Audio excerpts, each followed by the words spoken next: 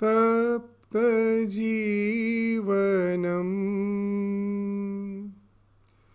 कविभिरीरितम्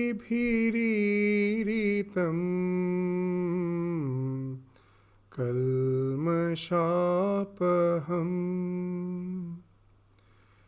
श्रवणमङ्गलम्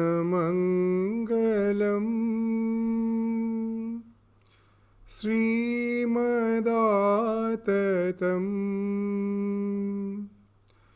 भुवि गृह्णन्ति ये भूरिदा जना.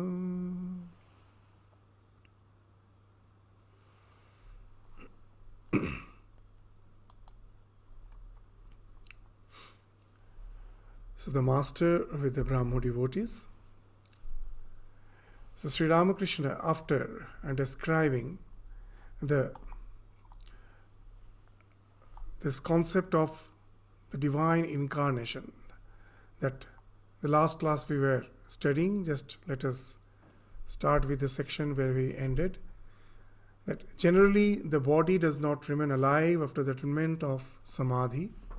The only exceptions are such sages as Narada, who keep their bodies alive in order to bring spiritual light to others. It is also true of divine incarnations like Chaitanya. After the well is dug, one generally throws away the spade and the basket, but some keep them in order to help their neighbors. The great souls who retain their bodies after samadhi feel compassion for the suffering of others. They are not so selfish as to be satisfied with their own illumination. So, some desire is required to come down to this physical plane of existence. Now, a spiritually illumined soul has no desire, or an incarnation is beyond all desires. So, how their manifestation in the physical body is possible? So, as even in the Bhagavad Gita class we were indicating that in our scriptures they say that you can never have the gold ornaments with pure gold. You have to add some alloy. Some alloy should be there. Some dross should be there. With 100% pure gold you can never make the ornaments, because the gold becomes very soft. It won't have any particular shape. So a little amount of impurity is required. The alloy is required. So here also, to come down to the physical plane, the desirelessness can never enable one to come down to this physical plane. It is our desires. Just the way the gravity acts on us and pulls us down, the moment we have some weight, we have some mass, the gravity is bound to act upon that mass. That's what constitutes the weight. It pulls us down. Similarly, what pulls us down to this physical plane of existence? It is our desires. So avatars, they have that unbound compassion, unconditional love. So feeling for the compassion for the human being. With that desire alone, they come back to this physical plane of existence. They have no desires as such for their own to be fulfilled. They are apta kama. All the desires has been fulfilled. Kama means desire, apta. Apta means one whose all desires has been fulfilled. There is nothing to be attained. Everything has been attained. Just for the sake of the welfare of the beings, of the humanity, they come down. So these are the best category among the human beings. After speaking of the best category, Sri Ramakrishna in contrast will speak of the worst category of the human being. Just to contrast that the highest category is ready to do good to others without any selfish motive. And the worst category of people are always intending to harm others, even if so selfish motive is not there. Any motive is not there. They're called the sadist. Just to harm others is something which they relish. So that's what Sri Ramakrishna will be indicating from where our discussion starts today. You are well aware of the nature of selfish people. If you ask them to spit at a particular place, they won't, lest it should do you good. If you ask them to bring a sweetmeat worth a cent from the store, they will perhaps lick it on the way back. So that's what Sri Ramakrishna by joke he is saying, that's all laugh. In one of the lectures of Swami Vivekananda, he has classified the entire humankind into 4 categories. He's saying there are 4 types of human being. That doing good to others without any expectation, just as we have seen the one like the souls like Narada, the divine incarnations, they have no expectation. They just being compassionate about the suffering of the human beings, they come down to show us the way without any personal selfish motive, just out of love. So that is the best category, the incarnations. So doing good to others without any expectation. The next category is doing good to others with expectation. All the worldly loves. Most of the worldly love, you will find some expectation is there. If not some thing in return, some that wealth or something in return, at least even with the mother expects that the son for whom she is thinking throughout the day, at least he will just speak nicely. That expectation is also there. That sometimes we find that the teenage boy or that when he's growing, he becomes very rude in his behavior. For everything they will be quarreling. And the mother feels extremely hurt that I am throughout the day thinking of the child and that's how he behaves. That why that little suffering comes, because expectation is there. In some form or other, in most of our worldly love do have some expectation. So that comes the next, that I do good to others, I don't harm others, but I have some expectation. Some form of expectation is there. All our suffering entails from that expectation. You will find in our all love, whatever suffering comes is because of that expectation. And so there's a second category, that doing good to others with some expectation. The third category is harming others for selfish ends. The thieves, the dacoits, most of the criminal acts, we will find that out of rage. The rage is always when your desire gets obscured, obstructed, that results in anger, that results in rage. That speaks of, I had some selfish desires. So that has been obstructed and that creates the rage. And then I harm others. So, or I want something, for that I don't hesitate even to steal something from others. So that is harming others for selfish ends. All sorts of these criminal acts, like thieves, criminals, whatever it may be. These are the third category. And that's not the last. Swamiji is saying the fourth category, just opposite poles look alike. The first category is doing good to others without any expectation. And the last category is also they harm others without any expectation, without any selfish motive. Just they are called the sadist. In the saddest we find in this world, there are so many. Just without any reason, they are harming. This computer virus is one of the best example. No one is benefited by it. But just to disrupt the entire network, there are so many people engaged in just inflicting the entire our online networks with the so-called virus. So what it all speaks of? The sadistic attitude. So these are the four categories this Swami Vivekananda is speaking of. Sri Ramakrishna is also speaking on the same lines, that as the best category, the pole apart, the best category is they have no expectation. The worst category is also they have no expectation. They just simply, one does good without any expectation, one harms other without any expectation. Swami Vivekananda in his lectures have mentioned that opposite poles always look alike. I cannot see the ultraviolet light, I cannot see the infrared light. Infrared light is of very, very low frequency, I cannot see that. Ultraviolet is very high frequency, that also I cannot see. Both are dark to me. I cannot hear supersonic sound, I cannot hear the ultrasonic sound. The sound less than 20 hertz, I cannot hear. Loud sound more than 20,000 hertz, I cannot hear. So opposite poles look alike, but they are opposite poles.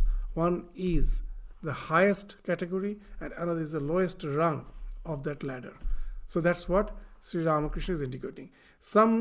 But the manifestations of divine power, Sri Ramakrishna is continuing with his words, but the manifestations of divine power are different in different beings.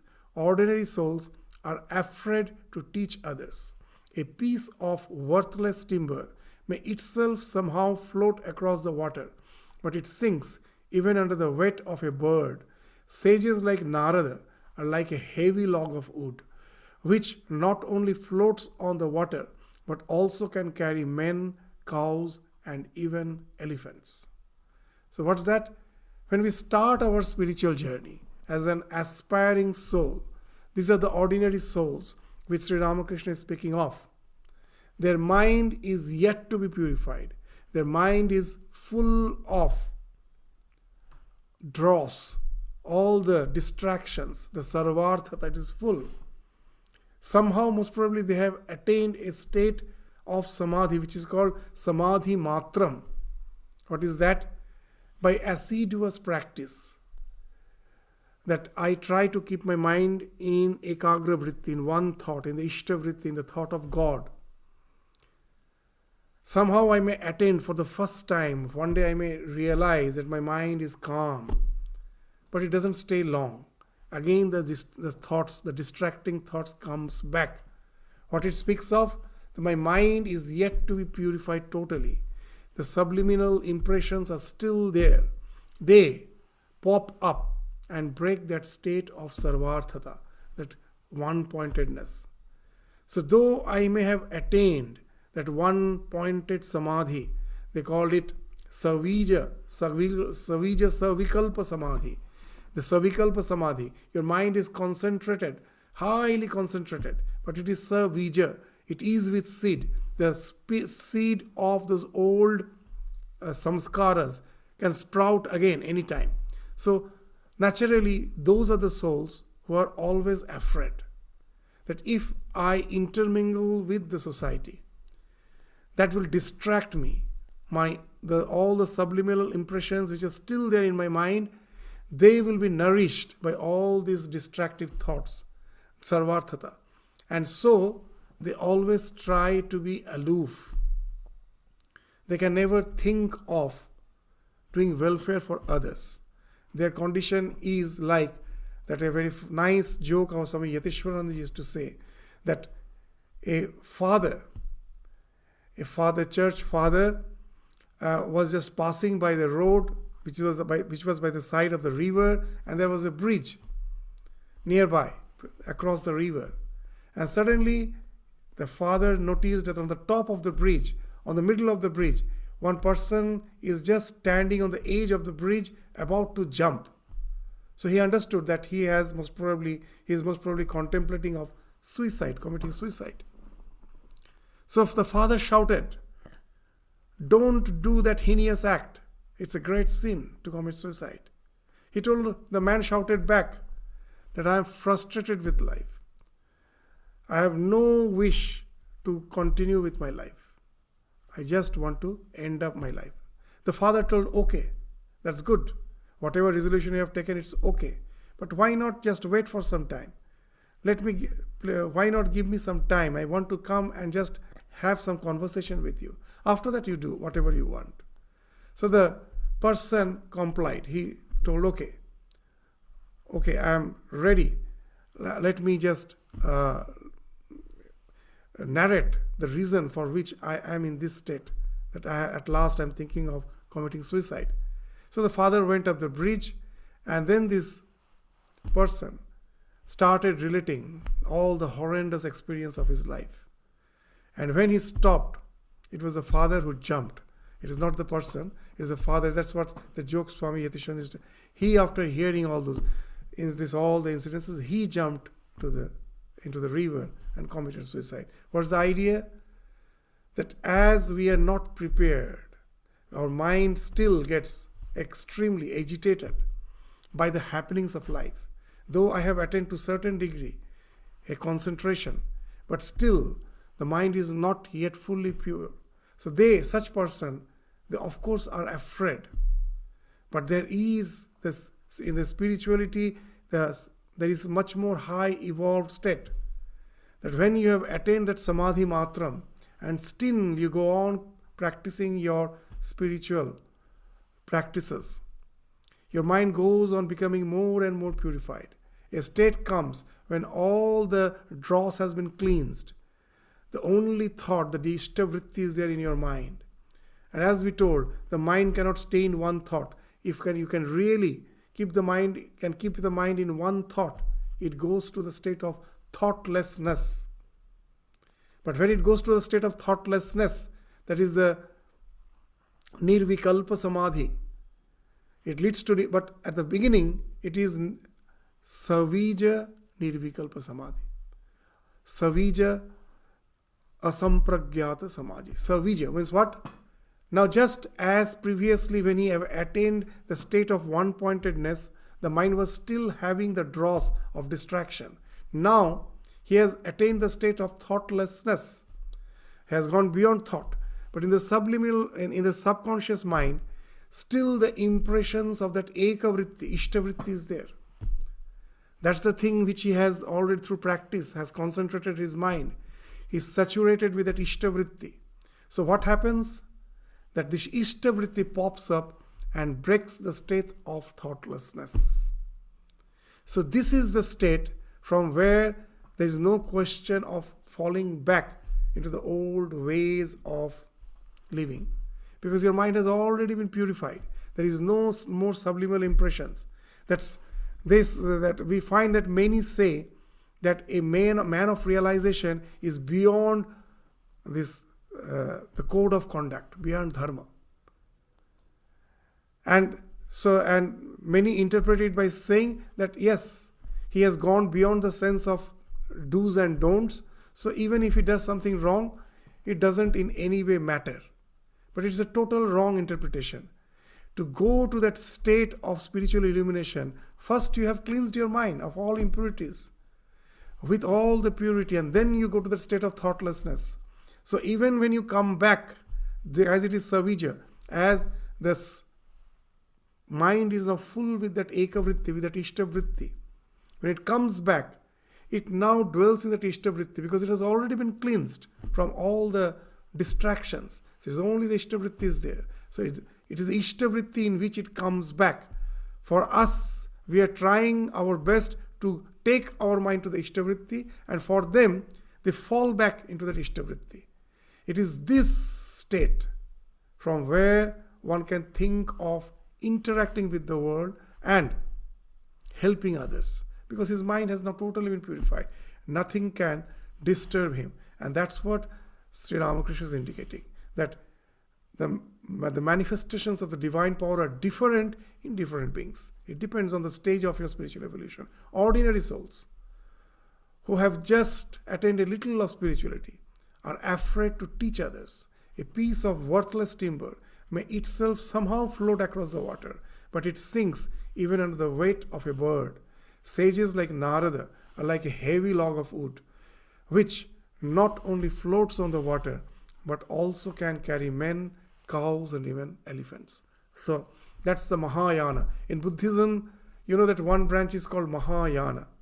The meaning of Mahayana is that the ship which can carry all. This is a ship which can carry this. The entire means there the context is a bit different. Means in Mahayana you will find there's the rituals, worshipping Buddha. All these are allowed. Buddha can be worshipped. There are a lot of rituals. There are a lot of chantings. But the Vajrayana and the other stream, there's three streams. These streams, they just always prescribe meditation and meditation alone. So that very few people can resort to that type of high spiritual practice. So that's why that is not meant for all. But when you say, okay, these rituals are allowed, worshipping with incense sticks, flower is allowed, all these things are allowed, then all people can resort to spirituality in some way or other. And that's why it is called Mahayana. So here also, the sages like Narada, they are like the Mahayana, the big ship they can carry along with them. There's so many these souls who are aspiring for liberation. So they are like that, the big ship. That's what's being indicated by Sri Ramakrishna. So to Shivnath and the other Brahmo devotees, Sri Ramakrishna is continuing, can you tell me why you dwell so much on the powers and glories of God? I asked the same thing of Keshav Sen. One day Keshav and his party came to the temple garden at Dakshineshwar.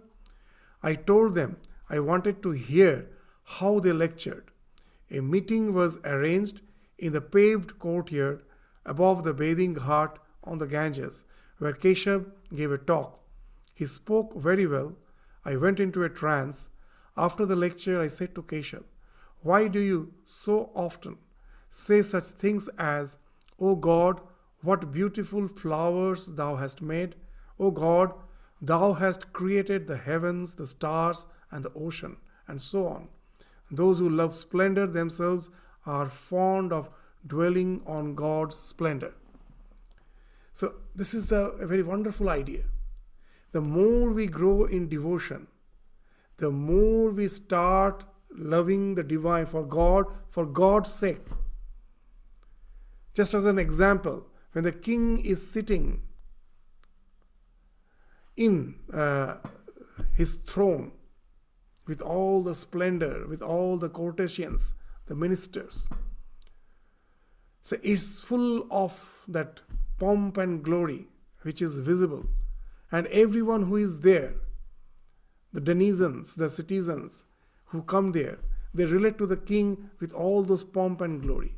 But the same king, when he is in the inner apartment of his palace, with his son, with his wife, he is no more the king with all the splendor. He is just the father. He is just the loving husband. The child, the prince relates to the king, the father, the king, just by love. He is in no way bothered about all those bounty, all those pomp and glory which his father has. He knows, he is aware of that, but in no way relates to his father by all those pomp and glory. He loves his father and he wants his father bereft of that. The queen also relates to his husband just as a loving husband. So the more we grow in devotion, the splendor is bound to fall off.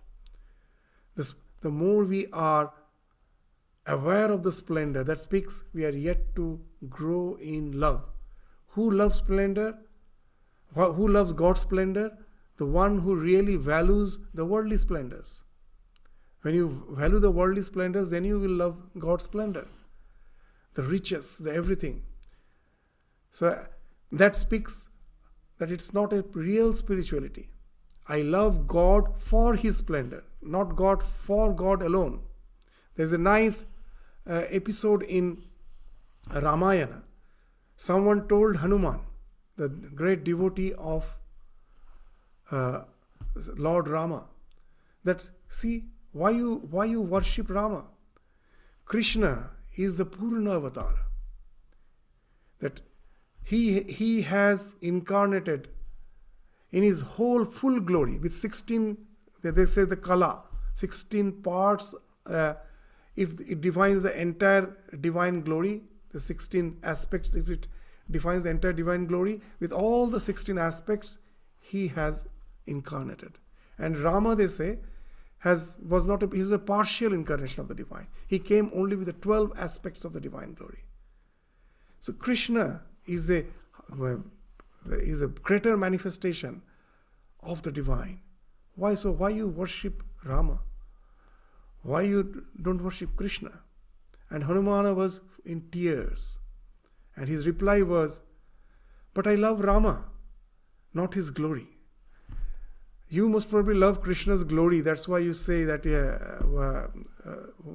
let us worship Krishna, not Rama. But I don't love Rama's glory. I love Rama. So if you love Krishna's glory, well, okay, he has more glory, you go for Krishna. But I love Rama and Rama alone. That was his answer. So this is the idea, that I love God not for his glory. I love God, just the divine. So the more we give importance to the splendor, as Swamiji used to say, that when you are aware of the splendor of the divine, know it for certain, you don't like God, you like his splendor. And that's why he used to say, wherever you see that God is the means, world is the end, know it for certain, it is sheer materialism. So as long as we value the splendor, know it for certain that we don't love God. God is just the means. We want that splendor. That's why we are so much aware of that God's splendor, because that's the thing I like. So when the more we develop in spirituality, the more we develop devotion, that we won't be aware of the splendor. We will be loving God for God alone. So the idea of the heaven is all the pleasures of present life minus its suffering. It is just a projection of the world. You want the world. So that's the idea which Sri Ramakrishna is speaking, that the Brahmos were always describing the splendor of the divine. That's not bad. It's good. Because after all, the world is the divine projection of the divine. So to see the God in his projection, that's good. But the real thing is the love of the divine. Love God. Once you can have developed devotion for God, you have realized him. From that realization, when you come back, then the splendor no more remains the splendor. They becomes just the manifestation of the divine. Whereas, these are very subtle ideas. When Swami Vivekananda was delivering a lecture on this Advaita Vedanta, that everything is consciousness, after the lecture, one lady stood up and asked Swami Vivekananda, isn't it that the gist of your lecture is that God is everything? That's what you want to say? God is everything? And Swami Vivekananda's reply was wonderful. He told, no madam, that's not what I was intending to say, that God is everything. What I intended to say is, God is, everything is not. When the lady told the gist of your lecture is God is everything, Swamiji's reply was, no, that's not the thing I have interpreted. I have meant to say. I was just saying that God is, everything is not. When you see the divine, the other things is bound to fall off. When you see the other things, you cannot see the divine. When you are seeing the snake in the rope, do you see the snake and the rope together? Never. As long as I see the rope, as long as I see the snake, the rope is not visible. The moment someone brings the torch and focuses it on the rope, and then I see the rope clearly, the snake has vanished. So if I am seeing God's splendor, know it for certain that I am in no way have came very near to the realization of God. Because these two cannot stay together. When you see God, his splendor is bound to fall off. When I see the splendor, I cannot see God. So these are the ideas which Sri Ramakrishna is intending to say through these words. So once a thief, now Sri Ramakrishna is giving an example that how we love God's splendor. And accordingly, we interact with the divine. We have our prayers, our interactions with the divine based on our love for the splendor of God, all the wealth which we see in this world. We attribute them to be the possessions of the divine, and love divine because of those splendors. So what Sri Ramakrishna is saying, once a thief stole the jewels from the images in the temple of Radhakanta. In Dakshineshwar, there are so many temples. Apart from the temple of the mother of the universe, that's the main temple. But there are so many temples. There are Shivas, there are 12 temples of the Shivas. And there is one Radhakanta temple, the temple of Krishna, that is also there. So in that temple, in the temple of Krishna, the Radhakanta, so what happened? Once a thief stole the jewels from the images in the temple of Radhakanta. And Mathur Babu, Rani Rashmani's son-in-law, the one who, Rani Rashmani, who was the proprietor of that temple. She actually have constructed that temple, that she has built the temple. Her son-in-law, he was like the overall manager of the temple. So Mathur Babu entered the temple and said to the deity, what he said? What a shame, O God, you couldn't save your own ornaments. And Ramakrishna is saying the idea, just see, I said to Mathur, does he who has Lakshmi for his handmaid and attendant ever lack any splendor? Those jewels may be precious to you, but to God they are no better than lumps of clay. Shame on you. You shouldn't have spoken so meanly. What riches can you give to God to magnify His glory? Just that's a wonderful idea. It is He who is taking care of His creation. It is He. It is His splendor. This reminds me of a story, an episode of Swami Vivekananda's life. An episode. It's almost in the last phase of Swami Vivekananda's life. He went to the Kshira Bhavani temple in Kashmir. That was again and again attacked by the infidels. And it was destroyed. It was used to be a good temple and it was destroyed. The deity was there, but in just some humble shelter it was there. Still it's like that. And seeing that, knowing the history of it, Swami Vivekananda was full of the devotion. And out of devotion he started saying to the divine, if I were there, I wouldn't have allowed your temple to be destroyed. I would have, even with the last drop of my blood, I would have protected you. And then he heard a voice, do I protect you or you protect me? And we find that total sense of resignation, that all his mission, work, everything has fallen off after that vision, after hearing that. So what's the idea? That's a wonderful idea.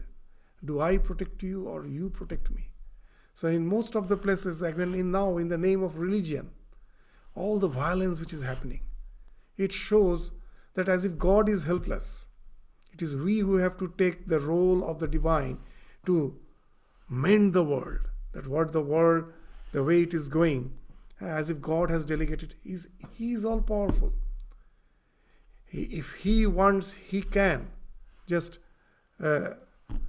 design the world in the way He wants. If I see that there is so much imperfections, there's not imperfections.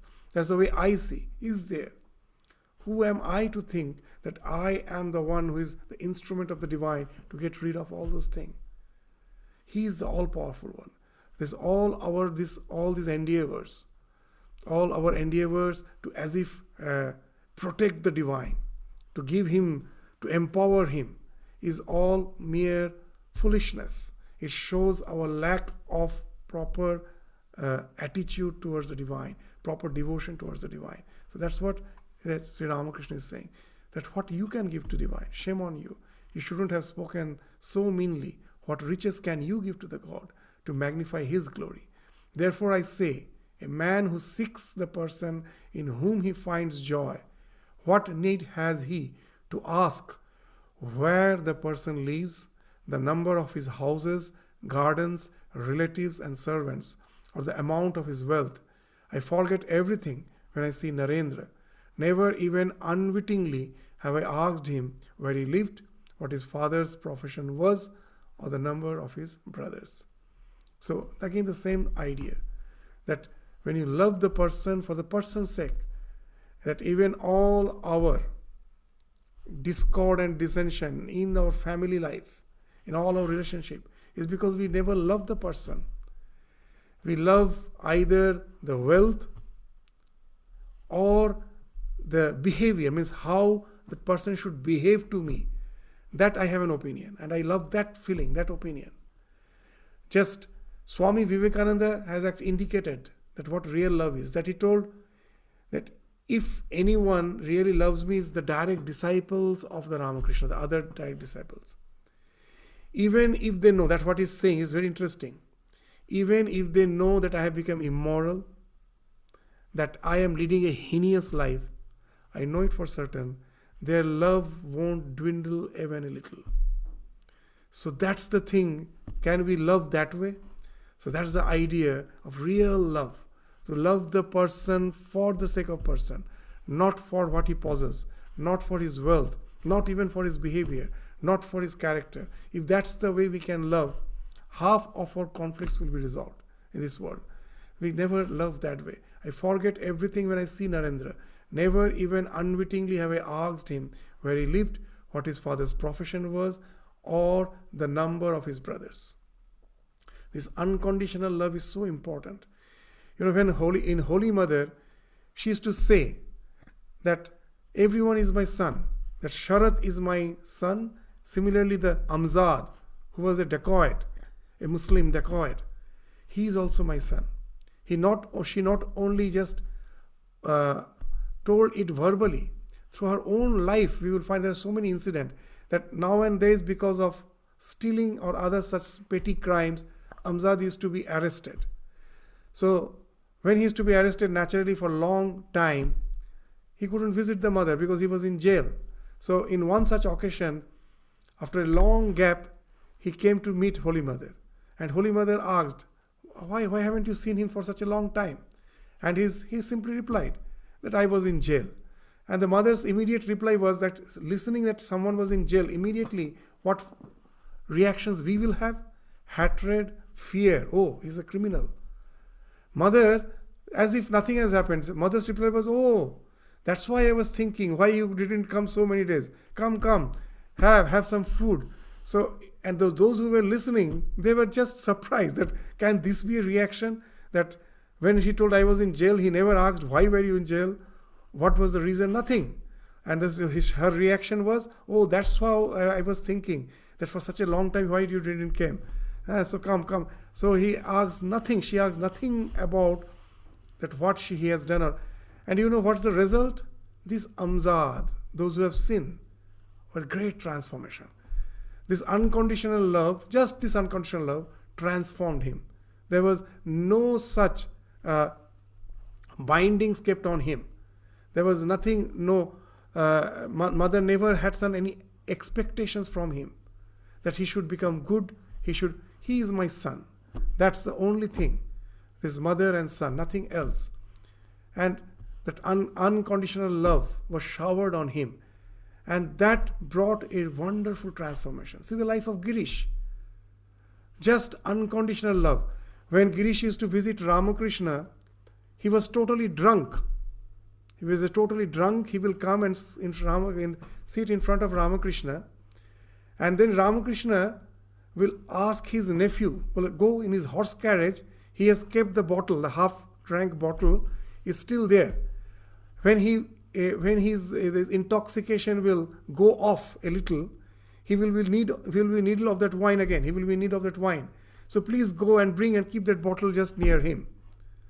And this Girish was surprised that even his own wife, his own family used to hate him because of his way of life. And this, he came to this a spiritual person who is supposed to have a lot of do's and don'ts.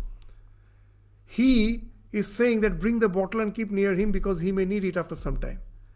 And this love, he felt that even my mother could never give me this love, this unconditional love.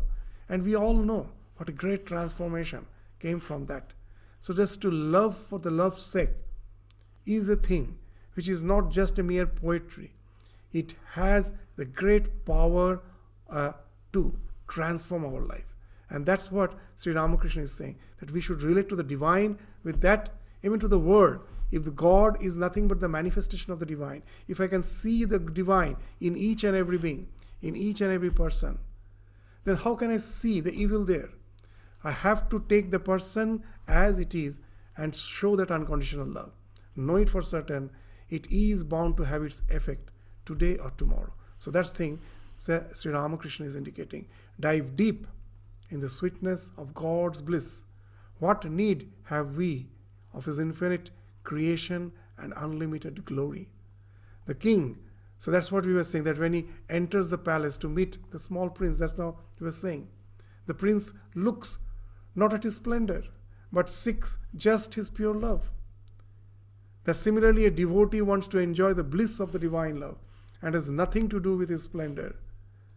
The king's splendor is for the world, but he relates through his love with his near and dear ones. It is not with his splendor he relates to his near and dear ones. It is with his love. It doesn't mean that the devotee is not aware of God's splendor. He is aware. They are aware of it. But they don't give any importance to it. Just like the king's son. He knows that his father is the king. But he just knows that knowledge in no way affects the way he relates to his father. He relates with his love. So this is the idea which we find even mentioned in Narada Bhakti Sutra. That the gopis loved Krishna. They were not aware of the Krishna's, it apparently seems that they were not aware of Krishna's divinity. They just thought them to be their own. But in Narada Bhakti Sutra, there is a wonderful sutra. They say that in the background of their mind, that Mahatmya was always there. The idea that he's divine, that was there. Though they never gave importance to it, but that was there. Because without that, in the Narada Bhakti Sutra it's mentioned, Tat Vihinang Jaranam Iva. That love will become something like an illicit love. The idea of the greatness should be there. It reminds me of one of the incidents in the life of Josephine MacLeod, one of the disciple of Swami Vivekananda. He was Sakha, the friend of Swami Vivekananda. That's what she used to say. She used to relate to Swami Vivekananda as friend. Now, after the passing away of Swami Vivekananda, Josephine MacLeod came to India and met Holy Mother. And when they were conversing, Josephine MacLeod related that, you know, that I cannot meditate. Josephine MacLeod told, I cannot meditate. Well, why you cannot meditate? You are, after all, being blessed by Swamiji. How you cannot meditate? How is it that you cannot meditate? And then Josephine replied that whenever I sit for meditation, immediately the vivid memory of Swami Vivekananda comes to my mind. And Holy Mother's reply was wonderful. Well, how blessed you are. That people, that the ordinary beings, they try their best to bring that form in their imagination, in their vision. They try their best and they fail. They cannot, it's so difficult when you are meditating to visualize the form of your Ishta. And for her, it is just a vivid. She doesn't have to try. It is coming. And then what Holy Mother told is very interesting. That never feel dejected. It's very good that you visualize the Swami Vivekananda whenever you try to meditate. Only remember that he's not an ordinary soul. He's the divine. He's one of the Saptarshi. He's in that exalted spiritual state. That you shouldn't forget. Remember that, and then you can relate to Swamiji as your friend. So the idea is there, but they never give the importance. If that idea was not there, that love will become just like an illicit love. Jaranami, as has been mentioned in Narada Bhakti Sutra. So the idea is there, but they never give importance to it. Once they know he's the divine, they just get rid of all the splendor and try to relate to him just as his own, as near and dear one. So that's the idea which Sri Ramakrishna is indicating.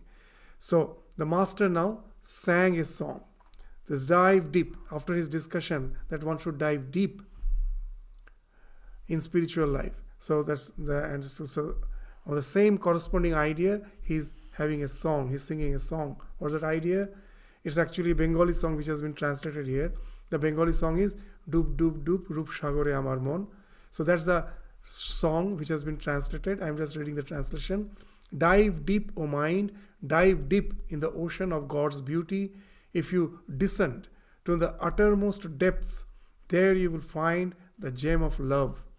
Go seek, O mind, go seek Vrindavan in your heart, where with his loving devotees, Sri Krishna sports eternally. So it is not just the Vrindavan, which is having a geographical location, that also is a great thing. That's also a place full of this spiritual vibration. But they say Chinmaya Shyama, Chinmaya Dhama. Chinmaya means which is full of consciousness. It's not something of this world, which is in your heart.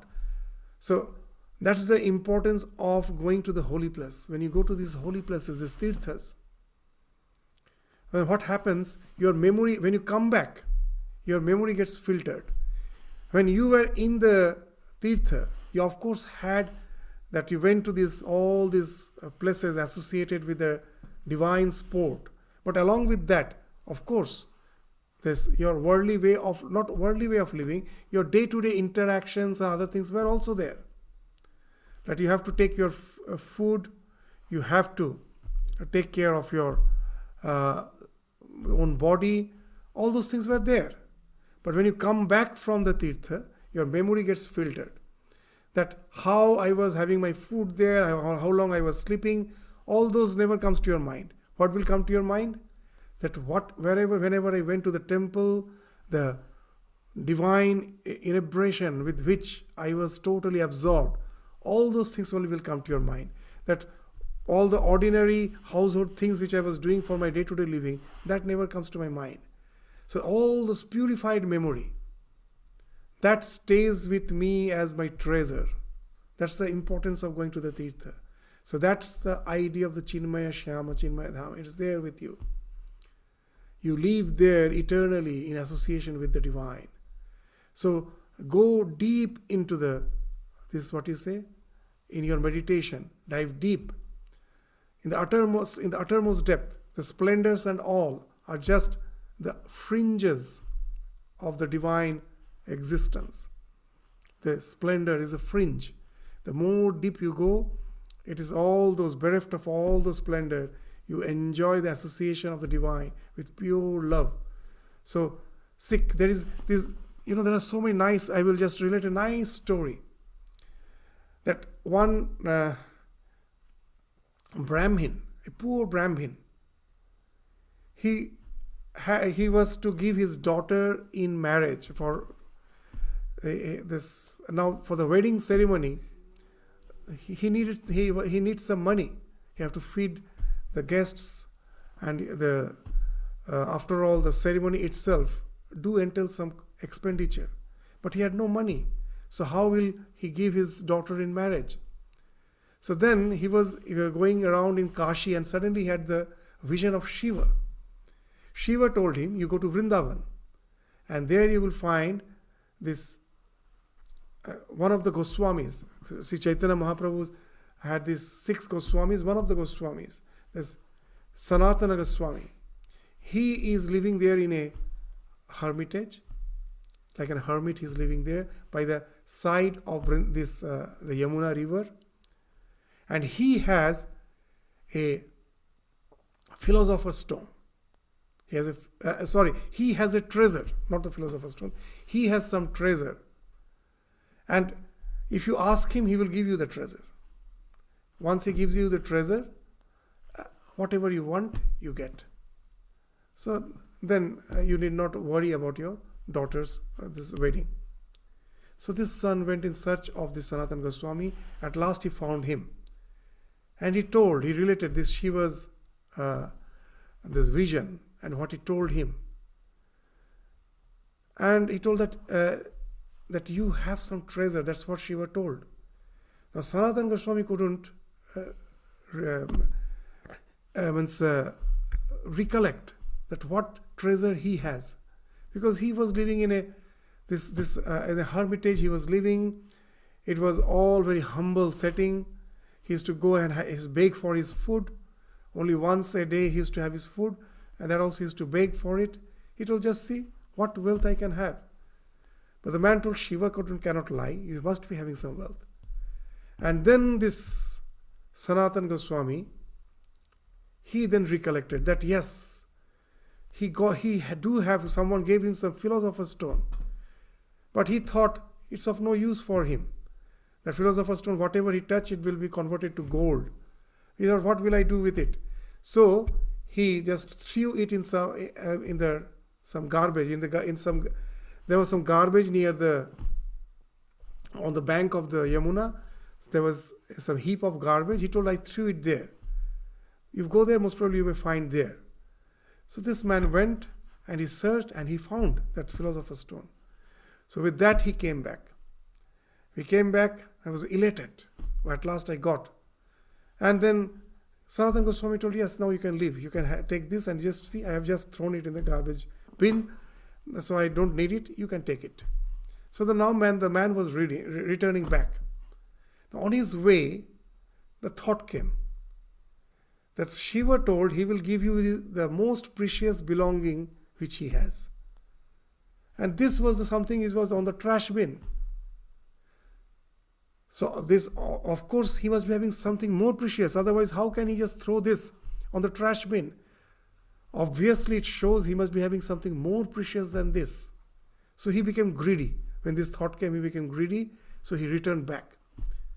And again, he related that in the vision, Shiva told me that you will give me your most precious thing.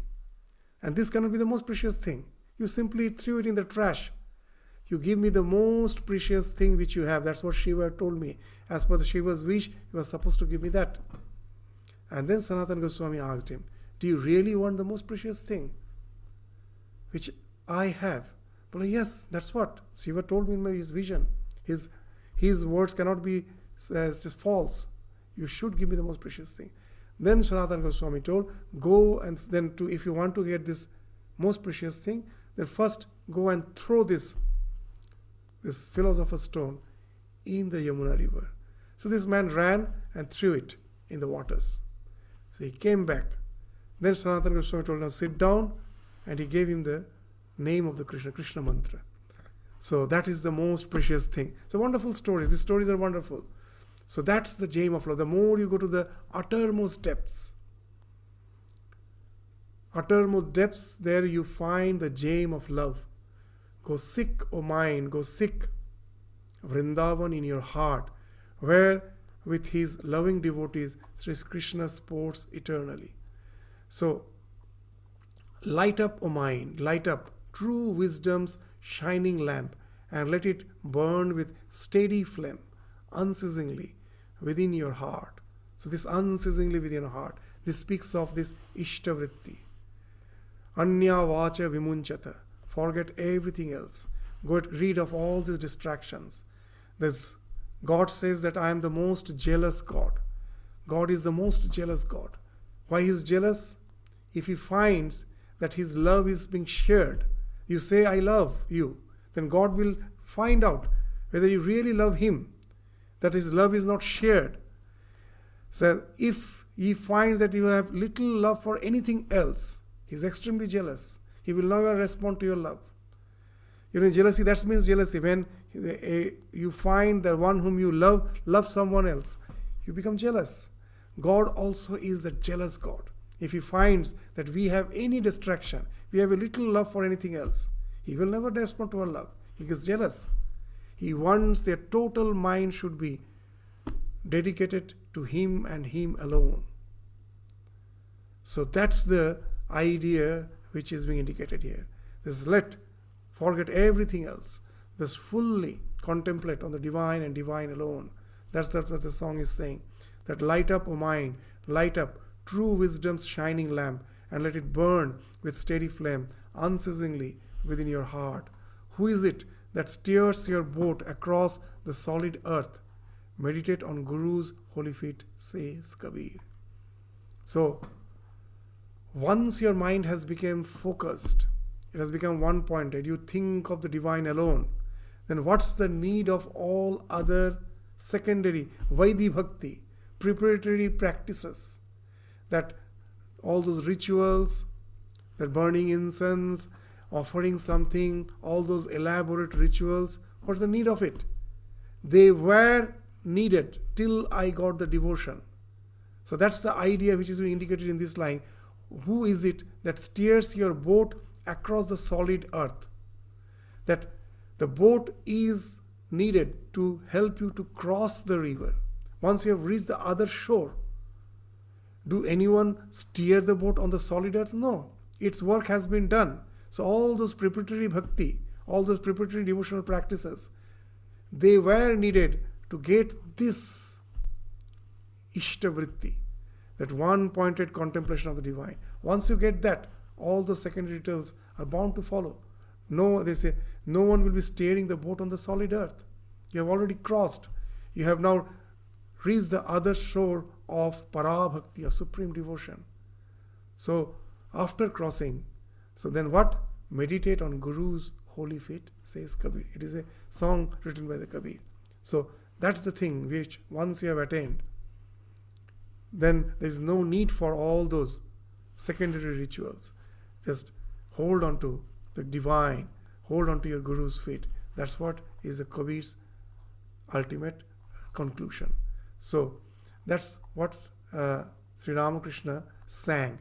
And then Sri Ramakrishna continued, it is also true that after the vision of God, the devotee desires to witness his Leela. After the destruction of Ravana at Rama's hands, Nikasha, Ravana's mother, began to run away for the fear of her life.